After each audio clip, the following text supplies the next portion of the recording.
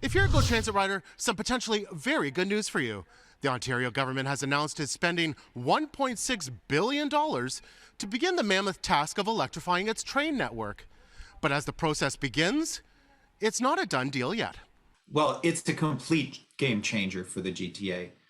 These lines are going to function a lot more like subways than commuter trains. Jonathan English, the Toronto Board of Trade's Transportation Policy Director, reacting to the news out of Queen's Park today. The Ford government inking a deal that will see the first phase of revamping GO trains. A consortium has been chosen to design and construct all the key infrastructure needed to electrify service across the network. It's a lot more than just electrification. This is about a massive service expansion, much more frequent trains, and kind of service that functions more like a subway than a commuter train that GO has been in the past. Early construction is set to start next year, with shorter-term work that will usher in gradual increased service set to finish in 2025 or 2026. An Ontario government spokesperson wasn't available for an on-camera interview today, but a senior government source with knowledge about the contract tells me service could be fully implemented in 2032. But that date, subject to negotiation with contractors, as is the final cost to add more than 200 kilometers of new tracks, electrify 600 kilometers of existing tracks, and get a whole new fleet of faster electric trains. As of right now, no formal commitment or approvals to fully build out the needed changes. But if that happens,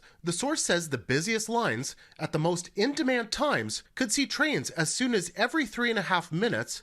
At other times, 15 minutes or better is still a goal. And the idea that it's if it's fully funded, the fact that we're still talking about if should perhaps raise eyebrows and concerns in this region, because we've seen projects that have started and then stalled and then stopped, or funding has changed as governments have changed. Despite that, Maddie Simiatycki at the University of Toronto's Infrastructure Institute hailed the news and the Ford government's other transit moves as ones needed to service a projected population boom. It's the two-way service that's being added and expanded that really is the game changer, that allows this to be a much more integrated region that doesn't just see the 905 as the bedroom to the downtown core, but rather enables employment growth. Simiatycki and English both stress the need for continual and additional investments in transit. This is something where we're going to need to see the commitment to the investment needed when we do see the final design and how much this is going to cost. And the time frame